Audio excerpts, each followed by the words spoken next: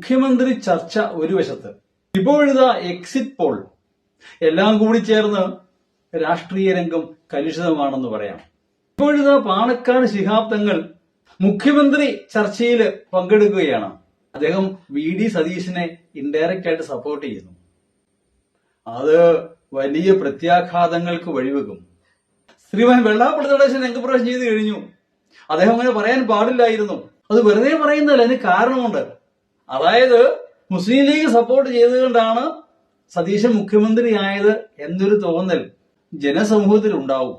ഇനി ഒരുപക്ഷെ സതീശൻ മുഖ്യമന്ത്രിയാവുകയാണെങ്കിൽ പോലും അങ്ങനെ ഒരു ടാഗ് അല്ലെങ്കിൽ അങ്ങനെ ഒരു മാറാപ്പ് 5 വർഷം അദ്ദേഹം ചുമക്കേണ്ടി വരും. അങ്ങനെയാണെങ്കിലും അല്ലെങ്കിലും കോൺഗ്രസിന്റെ മുഖ്യമന്ത്രി തീരുമാനിക്കേണ്ടത് കോൺഗ്രസ് പാർട്ടിയാണ്. പക്ഷേ നമുക്കറിയാം, ഘടകകക്ഷികൾക്കുള്ള സ്വാധീനം അത്ര നിസ്സാരമല്ല. ശ്രീമാൻ ഉമ്മൻചാണ്ടി പലപ്പോഴും രമേശ് ചെന്നിത്തലയെ വെട്ടിയത് മുസ്ലിം ലീഗിന്റെയും കേരള കോൺഗ്രസ് KM മാണിയുടെയും ഒക്കെ ശക്തമായ പിന്തുണ ഉണ്ടായിരുന്നു. അതുകൊണ്ട് തന്നെയാണ് അത് വീണ്ടും ആവർത്തിക്കപ്പെടാൻ പോവുകയാണ്. മുസ്ലിം ലീഗിന് മാത്രമല്ല, ജോസഫ് ഗ്രൂപ്പിന് ഇത്തവണ ശക്തമായ സ്വാധീനം ഉണ്ടാവും.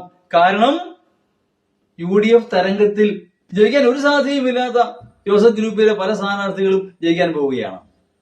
ഇതൊരു തരംഗമാണ്, UDF അനുകൂല തരംഗം. ആ തരംഗത്തിൽ പെടുന്നവരൊക്കെ രക്ഷപ്പെട്ടു എന്ന് പറഞ്ഞാൽ മതി. അതേസമയം രമേശ് ചെന്നിത്തലയെ സപ്പോർട്ട് ചെയ്യാനുള്ളത് ആരാ? നമുക്കറിയാം, NSS ആണ്. താക്കോൽ സ്ഥാനം, അന്ന് രമേശ് ചെന്നിത്തലയെ താക്കോൽ സ്ഥാനത്ത് കൊണ്ടുവരണമെന്ന് NSS ജനറൽ സെക്രട്ടറി പറഞ്ഞത് അതൊരു ബാഡ്ജായിട്ട് എപ്പോഴും ചെന്നിത്തലയുടെ കൂടെയുണ്ട്. അദ്ദേഹം അന്നേ പറഞ്ഞു, എന്നെ അങ്ങനെ ബ്രാൻഡ് ചെയ്യരുത്, ഞാൻ എല്ലാവരുടെയും ആളാണ് എന്ന്. ഇതൊക്കെയാണെങ്കിൽ പോലും politics is A matter of perception. ജനം എങ്ങനെ മനസ്സിലാക്കുന്നു എന്നുള്ളതാണ് പ്രധാനം, എന്താണ് സത്യം എന്നുള്ളതല്ല. അപ്പൊ ജനം നോക്കുമ്പോ മുഖ്യമന്ത്രിയെ തീരുമാനിക്കുന്നത് മുസ്ലിം ലീഗാണ്. അങ്ങനെ വരുമ്പോ മുസ്ലിം ലീഗിനോട് താല്പര്യമില്ലാത്ത ന്യൂനപക്ഷ വിരുദ്ധർക്ക് അത് ശക്തമായ ഒരായുധമായി തീരും. കോൺഗ്രസിലെ കാര്യങ്ങൾ തീരുമാനിക്കുന്നത് മുസ്ലിം ലീഗാണ്. അത് തീർച്ചയായിട്ടും കോൺഗ്രസ് പാർട്ടിക്കും അതിനുപരി UDFനും അത്ര നല്ലതാണ് എന്ന് ഞാൻ കരുതുന്നില്ല.